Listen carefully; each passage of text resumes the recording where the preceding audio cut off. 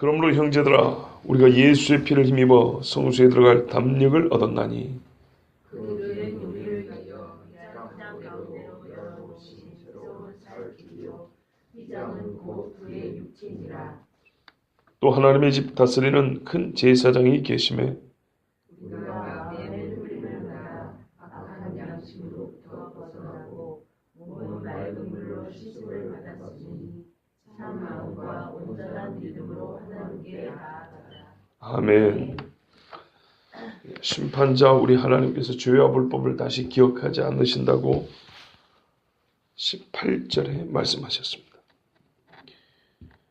17절에 또 말씀하셨습니다. 이거는 예레미야 31장 34절 말씀의 인용이라 그랬습니다. 심판자이신 하나님께서 죄와 불법을 다시 기억하지 않으시므로 일의 근원부터 따져 말하면 예수님의 피를 힘입어 성소에 들어갈 담력을 얻었으므로 재판정에 담대하게 들어간다는 게 무슨 말입니까? 재판장에 들어갔을 때 유죄 판결 아니라 무죄 판결을 받을 것을 확신하기 때문에 담대하게 들어가지 않겠습니까? 하나님의 성소는 두려운 것입니다. 즉결 심판이 일어나는 곳입니다. 이 땅의 모형으로만 있던 성소에도 지성소에도 여기서 말하는 성소는 지성소인데요. 대제사장이 자기를 정결하게 하지 않고 들어가면 죽습니다. 지성소는 하나님이 거하시는 거룩한 곳이기 때문에 하나님을 만나는 곳이지만 이거는 정결한 자의 입장에서 하는 말이고 정결치 못한 자면 그 자리에서 심판당해 죽는 것입니다. 그런데 여기를 담대하게 들어간다는 것은 적어도 인간에게 이런 말씀을 주셨다는 것은 인간 중에 가장 거룩하고 하나님이 원하고 유일하게 허락한 대제사장보다 자기가 훨씬 더 깨끗하고 자신 있다는 뜻입니다. 이게 어떻게 가능합니까? 예수의 피를 힘입어 황소나 염소의 피가 아니라 예수의 피를 힘입어 가능합니다. 그래서 우리가 들어갈 담력을 얻었다 그랬습니다. 두려움이 있었던 자리에 두려움이 없어졌지요. 두려움이 없기 때문에 무언가 비어있는 것이 아니고 담력이 들어와서 그 자리를 채웁니다. 예수님이 없으면 모든 게 다 두렵고 예수님이 있으면 모든 게 다 두렵지 않습니다. 그래서 두려우면 형벌이 있나니 그리고 요한 1세에 말씀했습니다. 자, 이 성수에 들어갈 담력만 주신 것이 아니고 이건 주관적인 것이죠. 주관적으로 내 마음의 자신감이죠. 그런데 이 담력은 주관적인 자신감을 뛰어넘습니다. 여러분, 자기가 겁이 많이 나는데도 불구하고 난 할 수 있어, 난 할 수 있어 막 자기 최면이라 그러잖아요. 이래가지고 겨우 다이빙을 하는 사람이 있을 겁니다. 이름하여 다이빙이 아니라 배치기라 그럽니다. 그럴 때는 배로 뻥 들어가죠. 배가죽이 찢어집니다. 높은 데서 떨어지면 한 이 정도에서 그냥 뛰어내리면요 배가 엄청나게 아픕니다. 배가 찢어지지는 않지만 찢어지겠다 이 정도 좀 심하면 찢어지겠다 할 정도로 아프고 내장이 충격을 받습니다. 요 지붕 정도에서 뛰어내리면요 잘하면 죽을 수도 있습니다. 우리 교회 지붕 요 높은 데서 저 밑에까지 뛰어내리면요 거의 죽는다고 봐야 됩니다. 여러분 항상 궁금하시죠? 자, 다리 위에서 떨어지면 밑이 물인데 어떻게 죽을까? 그 떨어지는 충격 때문에 죽거나 아니면 그 충격 때문에 물에서 허우적거리지를 못하고 그냥 물속에 까넣는 겁니다. 엄청나게 아픕니다. 정상적으로 다이빙을 안 하면 우리 일반 사람은 그럴 능력이 없고요. 죽습니다. 자, 그런데 다이빙을 내가 못하는데 한 5m인데 뛰어내릴 때 막 무섭고 그러니까 난 할 수 있어, 나는 괜찮을까? 이래가지고 이게 담력입니까? 아니죠. 자, 그럼 다이빙 선수가 다이빙을 잘해요. 그런데도 불구하고 높은 데 올라가면 두려울 겁니다. 그런데 뭐가 있냐면 다이빙 실력이 갖춰져 있어요. 누구라도 인정하고 이거는 내가 뭐랄까요? 두려움을 갖던 자신감을 갖던 상관없이 나에게 탑재되어 있는 능력이에요. 이런 객관성이에요. 자, 그럼 이 사람은 긴장은 될지 모르지만은 다이빙 능력이 없음으로 말미암아 두려워하는 그 두려움은 없겠죠. 그렇지 않겠습니까? 요 차이입니다. 자기가 죄를 지어놓고도 법정에 들어갈 때 내가 스스로 좋은 변호사를 샀으니까 되겠지. 괜찮을 거야. 괜찮을 거야. 혼자 자기 최면을 걸면서 그 두려움을 혼자 이렇게 감춰보려고 애를 쓰는 거하고, 내가 약간 누명을 써가지고 잘못하면 감옥에 들어갈 생겼어요. 그런데 증거가 다 준비가 됐어요.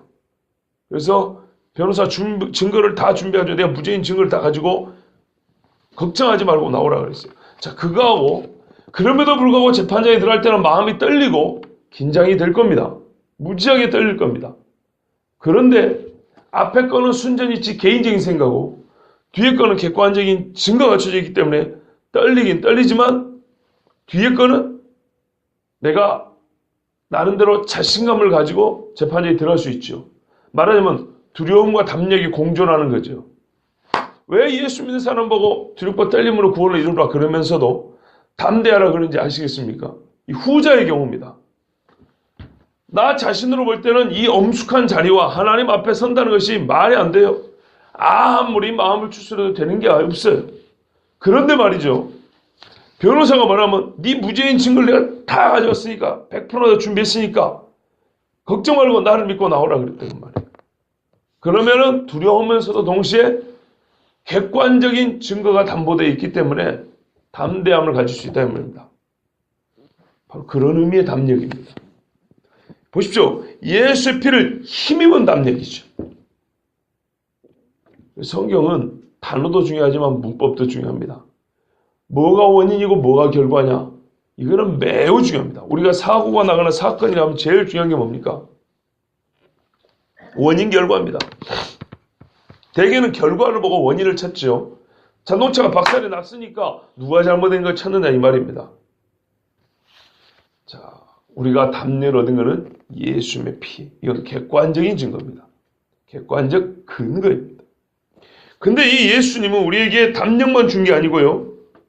즉 우리 일신에 상관된 것만 준 게 아니고 길을 아예 내버렸어요.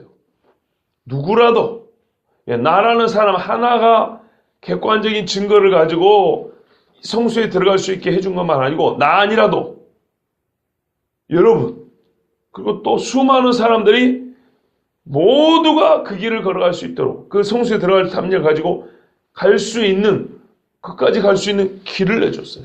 이게 그 다음 말씀입니다. 그 길은 우리를 위하여 휘장 가운데로 열어놓으신 새로운 살 길이요. 휘장은 곧 그의 육체니라 그랬어요. 자, 휘장 가운데로 길을 내놨어요. 옛날에는 이 길이 없었던 게 아닙니다. 이게 정말 중요한 겁니다. 길이 없었던 게 아니에요. 있었어요. 그런데 뭐가 문제입니까? 휘장이 가려져 있었다는 게 문제죠. 분명히 말씀이 그렇게 말합니다. 휘장 가운데로 낸 길이요. 휘장이 이렇게 돼 있을 때는 길이 있어도 어렵죠. 이거를 누가 열고 갑니까? 대제사장이 1년 1차 시험을 열고 들어갑니다. 길이 없다는 게 아니고 이게 모형입니다. 이렇게 길을 지나고 가야 된다는 겁니다. 그때나 지금이나 중요한 거는 휘장을 열고 가야 된다는 겁니다. 그런데 그때는요. 1년에 한 차씩 대제사장만 열고 한번 들락날락 했죠. 그런데 지금은요. 아예 이게 제껴나와져 버렸어요. 예수님이 이 휘장이란 뭐예요? 예수님의 육체라 그랬죠. 그럼 무슨 말이에요? 구약 시대에도 예수님의 육체를 통과하지 않고는 그의 피 흘림을 통과하지 않고는 아까 피를 힘입어 그랬죠. 피를 통과하지 않고는 성소에 들어간다고요? 못 들어간다고요? 못 들어간다고요.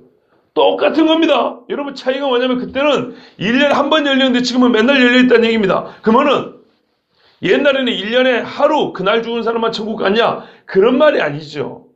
365일 중에 하루만 구원받은 날이냐? 364일 나머지 죽은 사람은 다 지옥 가냐? 그런 말이 아니죠. 이거는 모형입니다. 그만큼 뭐예요? 길은 똑같은데 그때는 희미하게 보였다는 겁니다. 지금은 분명하게 보이고요. 분명히 알려진 겁니다. 우리가 분명히 이걸 기억해야 돼요. 다른 길이 아니에요. 같은 길이에요. 근데 무엇 때문에 새롭다 그래요? 우리가 지금까지 수십 번 들었습니다.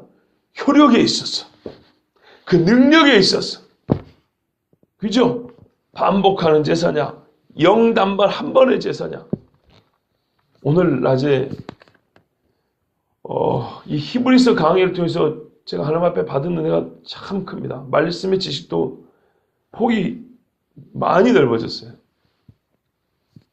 그래서 세 번째로 히브리서를 읽으면서 받은 감동을 주일 낮 예배 설교로 주일 오늘 오후입니다. 예, 오후인데 세 번째 지금 설교를 하려고 합니다.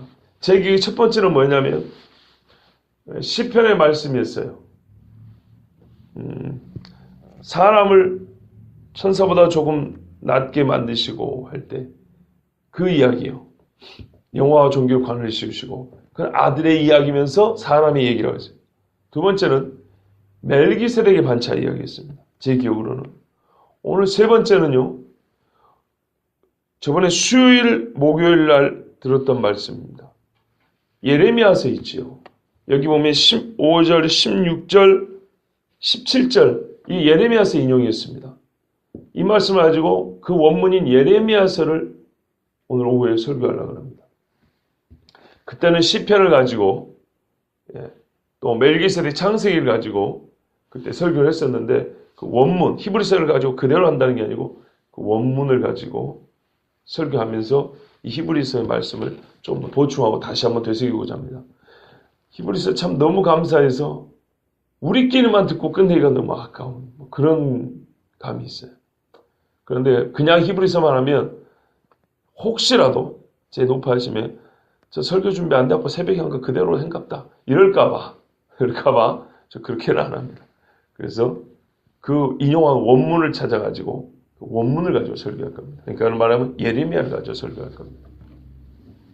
그러나 이제 내용적으로는 그 말을 히브리서 인용했기 때문에 중복되는 것들이 있죠. 자, 하여튼요. 여러분 보시면 새롭다는 예는 새롭다는 말 뜻은 뭐냐면 여기서 원래 뜻이 뭐냐면요. 새롭게 살해된 이런 말입니다. 보십시오. 새로운 살 길이 이렇게 돼 있죠. 그죠? 이건 무슨 말이냐면요. 새로이 살해돼. 즉 새로이 죽임을 당하여 살려주는 길을 내었다 이런 뜻입니다. 원래 말 뜻이. 자, 그러면 이제 이해가 되시죠. 여러분 봐보십시오. 구약에는 짐승이 살해되었어요. 죽임을 당해서 우리가 사는 길을 얻었죠. 모형으로. 그죠? 신약에는 어떻게 해요? 뒤에 건 똑같아요. 앞에 것만 달라요. 양이 살해되어 죽임을 당한 게 아니고 예수가 죽임을 당하여 우리가 살 길을 얻었다 이런 말입니다. 아시겠죠? 여기 두 번째 말씀에 휘장 가운데로 열어놓으신 새로운 살 길의 휘장은 곧 그의 육체니라. 그러니까 예를 들면은 원래 여기 길바닥은 깔아져 있는데 길은 하나예요. 교회 가는 길은. 그런데 막이 쳐져 있었던 거를 예수님이 죽으심으로 막을 제껴버렸다는 거예요. 그죠? 그럼 여기서 사건이 뭡니까? 예수님이 죽으심이라는 사건이죠. 이거를 표현하기를 새롭고 살 길, 새로운 살 길이라고 그랬는데 새로운 살 길이라고 그랬죠. 그럼 여기서 새롭다는 말 자체가 바로 예수님의 죽음을 말해주는데 새로이 죽임을 당한 이런 뜻이라고요. 새로이 죽임을 당해서 살게 된 길이다 이런 말입니다. 그것을 우리에게 보이는 이미지로 보일 때는 휘장을 찢은 걸로 보여준 겁니다. 그러니까 여기서 새롭다는 것은 옛날하고 길이 완전히 다른 차원의 길을 옛날에는 길이 이렇게 나 있었는데 지금은 이쪽에 있다 냈다 이런 말이 아니고요. 같은 길인데 휘장에 있던 길을 휘장을 없애버렸다 이 차이입니다. 이래서 새롭다는 겁니다. 분명히 기억하셔야 됩니다. 같은 길인데 휘장이 있던 길에서 휘장을 없앴다는 것에서 새롭다는 겁니다. 그러면 이 휘장을 없앴다는 게 뭐예요? 찢었다는 것이 예수님의 죽음. 그 예수님의 죽음을 새롭다고 한 겁니다. 그래서 아니나 다를까 새롭다는 말이 원문에 뭐라고 되어 있는가 봐보니까 그냥 새롭다는 것, 뉴스할 때 뉴로 끝난 게 아니고 새롭게 죽임을 당한, 살해된 이런 뜻이라는 거예요. 그래서 예수님이 옛날 짐승이 아니라 새롭게 죽임을 당한 속죄의 양으로서 죽으시고 우리를 위하여 살 길을 내주셨다 그랬습니다. 자, 세 번째, 또한 하나님이 우리의 집 다스리는 하나님의 집 다스리는 큰 제사장이 계심에 그랬습니다. 크다는 것은 보통 우리가 작은 거하고 비교해서 쓰는 말이죠. 그런데 여기서 크다는 것은 절대적 의미입니다.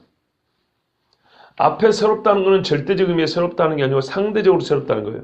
양의 피와 비교해 봤을 때 새롭다는 거예요. 여기서 큰 제사장은 절대적으로 크다는 얘기입니다. 여러분, 아버지의 집, 하나님 아버지의 집을 다스린다고 그랬어요. 한번 보십시오.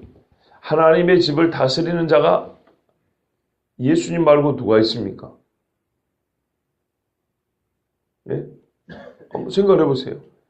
성경에 예수님의 속죄를 예표하는 사람은 있었어도, 예표하는 그런 행위나 짐승은 있었어도, 하나님의 집을 다스리는 그 주인 노릇하는 것을 대표한 자는 누구입니까? 기억나는 사람 있습니까? 이건 짐승은 아예 불가능한 이야기고요. 저는 없습니다. 다윗이 약간 가능합니다. 뭐 그럴 수 있습니다. 그러면 다윗이 뭔 일을 했던 사람입니까? 왕이죠. 왕. 예. 예수 그리스도가 우리가 지금까지 멜기세덱 만찬을 따는 제사장이라고 한 것 같이 왕이십니다. 왕. 이 왕이신 예수님이 유일하고 완전한 제사장으로서 하나님의 집을 다스립니다. 하나님의 집, 교회를 다스리고요. 하나님의 사람을 다스립니다. 땅에 있는 교회를 전투하는 교회라고 합니다. 죽기까지 싸우는 교회입니다. 하늘에 있는 교회를 승리한 교회라고 합니다. 싸워 이긴 자들의 모임입니다. 그죠? 그래서 승리한 교회라고 합니다. 땅에서 싸우고 있는 자들에게는 대장 되시고 승리한 자들에게는 위로와 뭡니까? 영원한 구속의 근거가 되셔서 저 위에 좌정에 계신 분이 예수 그리스도입니다. 자, 우리가 지금까지 본 것의 결론입니다. 그죠? 9장 전체까지 10장 요 앞에 18절까지 본 거는 결국에는 무슨 이야기냐면 제사장 예수 이야기였습니다. 근데 이 제사장 예수님이 아론의 반차를 따른 부분과 멜기세덱의 반차를 따른 부분, 그래서 멜기세덱의 반차를 따라 결국에는 완전한 제사장이다, 이거를 수십 번 반복해서 들었고, 그 효력과 근거에 대해서 혹시 반문이 제기될 것을 대비하여 대답을 하는 것부터 구약에 우리에게 확실하게 알려지다는 말씀을 새롭게 빛을 비춰서 환히 드러내면서 여기까지 왔습니다. 이게 원래는 18절까지 끝난 겁니다. 18절까지 끝난 건데 19절부터는 이제 무슨 이야기를 하려고 그러냐면, 우리가 그러면 이 효력을 언제부터 받습니까? 죽어서요? 여기서부터죠. 바로 지금 여기서부터. 바로 지금 여기서부터 이 제사장의 사역 효력을 우리가 받습니다. 그 공로를 받는다고요. 자, 그러면 받는 우리는 어찌하겠습니까? 또는 어떤 능력을 갖게 되겠습니까? 예수님의 그 죽으심의 효력이 우리에게 주어질 때 우리는 이 땅에서 어떤 특권을 가질 것이며 어떤 또한 동시에 의무를 가지겠습니까? 성도로서 예수님의 피로 자유롭게 된 사람으로서 어떻게 살아야 되겠습니까? 이 이야기를 해야 되지 않겠습니까? 받은 것만 얘기하고 그냥 잘 먹었으니까 집에 가라고 이렇게 하면 안 되죠. 로마서도 12장부터는 적용과 실천입니다. 갈라디아서도 4장부터인가 5장부터는 실천 이야기입니다. 에베소서도 뒤장 마찬가지입니다. 항상 그렇습니다. 히브리서도 10장 19절부터는 말하자면 실천과 적용편입니다. 자, 그런데 우리가 이런 거 있죠. 실천과 적용을 하면서 지금부터 그거 이야기인데, 실천과 적용의 초도에는 지금까지 들은 걸 한번 복습하죠. 우리가 보통 그렇게 하죠. 그런 것처럼 주어진 게 19절에서 21절까지입니다. 19절에서 21절이 지금까지 들은 것을 다 복습을 간단하게 정리한 다음에 이미 적용편이 시작된 건데요. 이제 적용을 얘기합니다. 말하자면 적용편 안에서의 서론이 19절에서 21절이라고요. 어제 많이 피곤하셨나 봐요, 전부 다. 이거 10분이면 끝날 이야기인데 지금 제가 여러분 느끼셨는지 모르겠는데 3번씩 반복하거든요. 왜 그러냐면 진짜 여러분 얼굴 보고 3번 반복하는 겁니다. 거짓말하면 진짜로 한 번은 확 끝날 건데. 자, 봐보세요. 22절에 우리가 마음의 뿌림을 받아 악한 양심으로부터 벗어나고 몸은 맑은 물로 씻음을 받았으니 참 마음과 온전한 믿음으로 하나님께 나아가자. 이제부터는 어떻게 해요? 뭐 하자라고 권유하지 않습니까? 앞에는 달라요. 자, 우리가 하나님 앞에 나아감에 대해서 옛날에 어떻게 되면 나아감을 얻었느니라 이렇게 돼 있어요. 주님이 해주신 이야기라고 있어요. 오늘 아까 방금 읽은 것도 뭐예요? 담력을 얻었나니 새롭게 살 길을 예수님이 어떻게 해요? 내주신 거죠. 그가 열어놓은 이야기죠. 그런데 어떻게 돼요? 지금은 열어놨으니까 담력을 줬으니까 이 말씀을 들은 너희들은 어떻게 하라는 얘기입니까? 가라는 얘기죠. 그죠? 그러니까 이게 실천편 20에 이제 들었으니까 우리 여기 있지 말고 그렇구나 거기만 끄떡끄떡하지 말고 나아가자는 거예요. 가자고. 23절 봐보세요. 내일 들을 말씀. 23절 4절을 5절을 보면 확실하죠. 예? 굳게 잡고 격려하고 모이기를 더 힘쓰자. 그죠? 여러분, 그리고 제가 어제 그제 순서가 매우 중요하다고 그랬어요. 순서가. 봐보십시오. 실천편을 얘기할 때도 순서가 매우 중요해요. 이 실천이 우리에게 주어질 때, 이 말씀 우리에게 적용되어질 때, 우리에게 실천 났던 효과, 그걸 받아들였다면, 믿는다면 우리가 먼저 해야 될 게 있어요. 배가 고픈 나에게 먹을 음식을 차려줬을 때 내가 먼저 하는 게 뭐예요? 먹는 거죠. 치우는 것이 아니고. 그죠? 추운 나에게 옷을 던져주면 뭐예요? 입는 게 맨 먼저죠. 바로 그 이야기입니다. 우리가 주님 앞에 나아갈 길이 없었어요. 로마서 말씀하면 원수되었고 화평을 얻으면 화평을 던져주면 어쩔 거예요? 바로 주님 앞에 나가 손을 잡아야겠죠. 그렇지 않습니까? 구명동이가 던져지면 바로 그걸 잡아 입어야 되지 않겠습니까? 그런 말이에요. 그러니까는 실천편에도 맨 먼저는 하나님께 나아가자는 거예요. 나아가자. 주어졌어요. 자, 그런데 이 나아가자를 제가 아까 뭐라 그랬습니까? 죽어서요? 그거는 천사들이 데리고 나아가 줍니다. 이 땅에서부터라 그랬죠. 그러면 이 땅에서부터 이건 뭐겠습니까? 예배를 말하는 거예요. 예배를. 그래서 제가 옛날부터 했던 말이 있어요. 이 새벽에 여러분들한테 시키지는 않을 건데요. 옛날에 이 송파구에서 사역할 때 4개 교회 연합 청년회 예배가 있었어요. 그때 각 교회를 소개하는데 제가 나가서 이제 저희 청년부를 소개했어요. 그때 미리 약속을 하고 나갔죠. 약속을 했다는 것은 구호를 약속했다는 것이고요. 그 생각은 이전부터 공유해왔던, 청년들과 공유해왔던 생각입니다. 그게 뭐냐면 제가 앞에 나가가지고 손을 딱 들고 예수쟁이라 이렇게 소리치면 한 100명 된 청년들이 일어나서 처음도 예배요 이렇게 소리칩니다. 그 다음에 다시 한번 예수쟁이라 하면 마지막도 예배다. 이게 우리 교회 그때 청년부 소개했어요. 근데 제가 오늘 여기서 말씀에서 근거를 찾습니다. 예수쟁이는요, 처음도 예배고 마지막도 예배예요. 예수 믿으면 가정 신방예배를 드립니다. 교회를 나옵니다. 죽을 때 예배 드립니다. 죽기 직전에 나를 위하여 예배를 드려주세요. 우리가 돌아가시는 삶에서 그 안에 말을 못하고 우리 같이 예배 드립시다. 이러는 중에 가는 분들이 꽤 많습니다. 예수쟁이는요, 사나 죽으나 예배예요. 이게 우리가 예수 그리스도의 피 흘림으로 담력을 얻었다는 그 새롭고 살 길을 걸어가는 증거예요. 증거. 이게 적용입니다. 죽은 후에는 천사들이 와서 내 영혼을 데려갑니다. 그런데 실천과 적용이라는 것은 살았을 때부터 얘기고요. 살아있을 때부터 나타난 역사입니다. 오늘 이 말씀은 우리가 마음에 뿌림을 받아 악한 양심으로부터 벗어나고 몸은 맑은 물로 씻음을 받았으니 참마음과 온전한 믿음을 하나님께 나아. 참마음과 온전한 믿음, 이거는요, 이 땅에 살았을 때 요구되는 사항입니다. 정직한 마음, 다윗이 그토록 간구했던 깨어있는 양심, 흠없는 양심, 부정하고 악하고 거짓된 생각들을 버린, 정말로 우리가 이 말씀을 있으면 앞에 마음에 새겨진 하나님의 법이라고 그랬지 않습니까? 그런 마음이에요. 하나님 앞에 이만큼이라도 벗어나면 두렵고 떨리고 불안해서 견딜 수 없는 진짜 어린아이 같은 마음. 온전한 믿음. 예수님이 나를 위하여 죽으셨고 그 죽음 때문에 나는 정죄를 받지 아니한다는 이 믿음. 소극적으로 내가 이대로 좀 구원받겠지 이 정도가 아니라요. 이제는 완전히 뭐예요? 누가 흔들 수 없는 견고합니다. 어젯밤에 우리 가정 예배 드리는데 베드로전서 5장 8절 9절 전반부까지 읽었어요. 마귀가 우는 사자같이 삼킬 자를 두루 찾나니 깨어 근시하라 깨어있으라 이 말씀했어요. 요즘에는 애들이 컸다는 걸 제가 많이 느끼는데요. 옛날에는 앉아서 막 장난이나 치고 기어다니고 막 그랬는데 지금은요.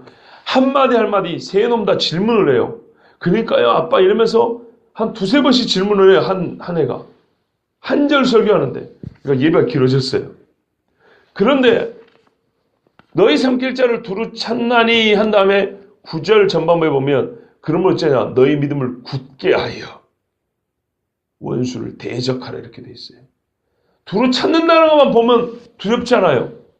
숨으란 얘기가 아니에요. 대적하라 그랬어요. 그런 대적하기 위해서 뭐가 필요하냐? 믿음을 굳게 하여가 필요하다 했어요. 믿음을 굳게 하여. 여기서 온전한 믿음이 그겁니다. 단단한 믿음입니다. 흐물흐물한 믿음이 아니고요. 누가 살짝 말만 하면 내가 구원 받았나? 안 받았나? 조금 죄 짓고 나면 내가 이런 죄를 지었는데 지금 죽으면 지옥 갈까? 그 정도가 아니에요. 무슨 일이 있어도 내가 구원 받는다. 그 사람은 또 반드시 회개하게 돼 있어요. 이 온전한 믿음, 마귀가 흔들 수 없는 믿음. 마귀가 이빨을 허옇게 들고 나오면은 이 믿음으로 한번 빡 치면 이빨이 깨지는 그런 믿음을 말하는 거예요. 이 믿음이 우리에게 주어졌고요. 우리가 이걸 갖는 게 당연하다는 겁니다. 자, 이 믿음을 가지면 뭐합니까? 하나님께 나아갑니다. 이 땅에 있을 때부터 하나님께 나아갑니다. 하나님이 솔로몬의 입을 통해서 우리에게 주신 진짜 소원이 하나 있어요. 잠언 23장 26절에 뭐라고 되어 있냐면 내 아들아 너의 마음을 나에게 달라 그랬어요. 얼마나 진솔하고요. 가슴 뜨거워지는 고백인지 모릅니다. 하나님이 우리에게 하시는 말씀이 내 아들아 네 마음을 나에게 달라 그랬어요. 아브라함이 이삭이 볼 때 아들은 아버지가 부르면 아버지여 제가 여기 있나이다 이렇게 대답했고 아들이 부르면 아버지는 내 아들아 내가 여기 있노라 이렇게 대답했어요. 이스라엘 어법에서 볼 때 내 아들아 지극히 사랑한다는 표현입니다. 우리말로 풀어 말하면 사랑하는 내 아들아 사랑하는 내 딸아 제발 너의 마음을 나에게 달라 그랬어요. 이것이 언제 가능합니까? 예수 그리스도의 피가 흘려졌을 때 성령이 새 언약을 우리와 맺었을 때 즉 우리가 앞에 읽은 대로 하나님의 법이 내 속의 중심부에 들어가고 내 마음에 새겨졌을 때 그때 내 마음은 어떻게 돼요? 하나님 앞에 드려진 마음이 되는 거예요. 그걸 표현한 게 참마음과 온전한 믿음이에요. 이것으로 예배드립니다. 그래서 이렇게 표현했죠. 하나님께서는 예배하는 자들 찾으시나니 영과 진리로 예배할지니라. 참마음과 온전한 믿음으로 예배할지니라. 단어는 다르지만은 같은 뜻이라는 생각이 들지 않습니까?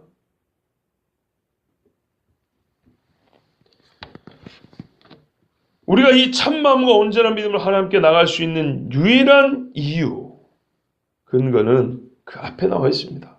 우리가 마음의 뿌림을 받아 참마음, 마음에 예수님의 핏뿌림이 있으니까 마음이 참되어지는 거죠. 옛날에 제단불에 피를 바르는 것처럼 그러면 제단불이 거룩해지는 것처럼 예수님의 피가 어디에 뿌려졌다고요? 마음에 뿌려진 거예요.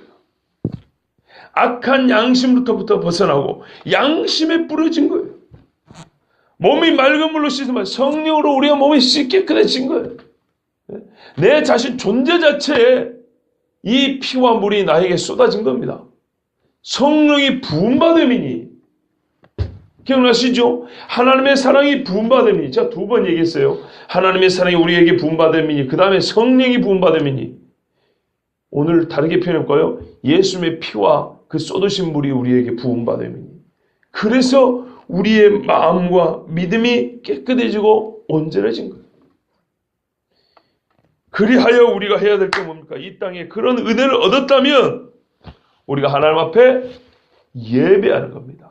이것이 바로 하나님만 하늘에 있는 것을 땅에서 예표하는 게 아니고 우리도요 천상에서 요한계시록 봐보세요. 얼마나 영광스러운 예배를 드는지. 그 예배를 여기서 미리 나타내고 우리가 먼저 뭐랄까요? 표현이 좀 그렇죠. 이 자체 의미가 있으면서도 어떤 의미에서는 예행 연습이 되는 겁니다. 하늘에서 드릴 예배의 모형과 그림자라고 표현할 수 있겠죠. 우리가 지금까지 이 구약의 말씀을 그렇게 표현할 수 있었다면. 더불어서 드리고 싶은 말씀은 뭐냐면 분명히 새 언약이라고 그랬는데요. 제가 또 지금까지 몇 시간을 걸쳐서 새 언약은 옛 언약과 그 효력과 주어짐과 드러남에 있어서 조금 더 분명해진, 확실해진 것을 말하지 전혀 차원이 다른 것은 아니라 그랬어요. 즉 별개는 아니라 그랬어요. 그것이 오늘 말씀에도 증가됩니다. 봐보십시오. 새 언약이면 표현을 할 때도 신약적으로 표현을 해야 돼요. 신약적으로. 그러니까는 뭐라고 해야 될까요? 십자가에서 피를 흘리심으로 그 피가 성령으로 말미암아 영적인 의미에서 진짜로 우리가 피를 마셔서 막 바르고 그런 건 아니잖아요. 이 말은 성령께서 우리 마음에 내주하사 우리의 양심의 죄를 씻으시고 회개할 때 우리를 거듭나게 하시고 뭐 이런 식으로 신약적 표현을 해야 돼요. 새 언약이니까 그죠? 신약, 새 언약. 표현이 그런데 전부 다 구약식이에요. 새 언약인데 구약식으로 표현했다는 거 뭐예요? 봐보세요. 제가 거짓말인가? 아까 뭐라 했어요? 성소에 들어갈 담력, 휘장 다 이거 구약 아닙니까? 그 다음에 22절도 뿌림을 받아. 이 피 뿌린 걸 레위기에서 우리가 실컷 봤죠. 그죠? 예. 물로 씻는다. 제사장 물두멍에서 씻고 가죠. 성소에 들어갈 때. 안 씻고는 못 들어갑니다. 자, 새 언약과 새 언약의 효력, 새 언약에 대한 우리 의무, 책임, 권한을 말하는데 새 언약식으로 표현하지 않고 전부 다 옛 언약, 구약식으로 표현을 했어요. 이것이 가리키는 바가 뭡니까? 새 언약을 설명하는데 구약에 쓰였던 예표가 하나도 버릴 것 없이 그대로 사용된다는 얘기죠. 그 말은 곧 처음부터 언약은 두 개가 아니라 하나라는 겁니다. 한 언약을 모형과 그림자로 보여줬었던 것이고 실체로 주어진 겁니다. 그리고 제가 말했어요. 모형과 그림자, 특별히 그림자는 직선관계라고 그랬지 않습니까? 같은 선에 있다고요. 빛이 비치면 이건 직사광선으로 그림자가 이렇게 생기지 빛은 이렇게 비치는데 그림자는 이렇게 생기는 거 아니라고요. 직선이라고요. 같은 모양을 그대로 나타낸다고요. 그림자는 직사광선에 의해 나타납니다. 그런 것처럼 새 언약이 처음부터 옛 언약과 전체적으로 볼 때 하나의 언약이고 한 언약 안에서 하나님께서는 역사와 시간 안에 조금씩 이 언약의 실체를 우리에게 보여주셨고 최종적으로 예수 그리스도께서 오셨을 때 하나님의 모든 감추었던 비밀이 드러나 우리가 참 마음과 온전한 믿음을 갖게 되었고 하나님의 성소에 들어갈 담력을 얻어 우리가 살아있는 지금부터 이미 하나님 앞에 천상의 예배를 두려움 없이 그 성소에서 드릴 예배를 여기서부터 드릴 수 있게 되었으니 진정으로 이 새 언약의 백성이 되었다면 이 땅에서부터 하나님 앞에 예배하며 나아가자 이 말입니다. 그러니 우리가 매주 드리는 예배가 얼마나 복이 있으며 이 예배가 증거하는 바는 곧 내가 새 언약 백성 되었다는 증거입니다. 그럼에도 불구하고 이 예배를 우리가 사모하지 않는다면 과연 그것은 무슨 뜻이겠습니까? 오늘 말씀을 또 뒷받침하는 하나님의 말씀이 한 구절이 있어서 읽어드리고 말씀 마칩니다. 디모데전서 2장 5절 6절 말씀입니다. 하나님은 한 분이시요 또 하나님과 사람 사이의 중보자도 한 분이시니 곧 사람이신 그리스도 예수라. 하나님이 한 분이고 중보자가 한 분이라는 말은 기록은 안 돼 있지만 무슨 말입니까? 제가 추가한다는 게 아니라 설명하자면 언약도 하나이니 그러지 않습니까? 중보자가 둘이면 언약이 두 개여야 되겠죠. 그가 모든 사람을 위하여 자기를 대속물로 주셨으니 기약이 이르러 주신 증거니라. 아멘. 기도하겠습니다.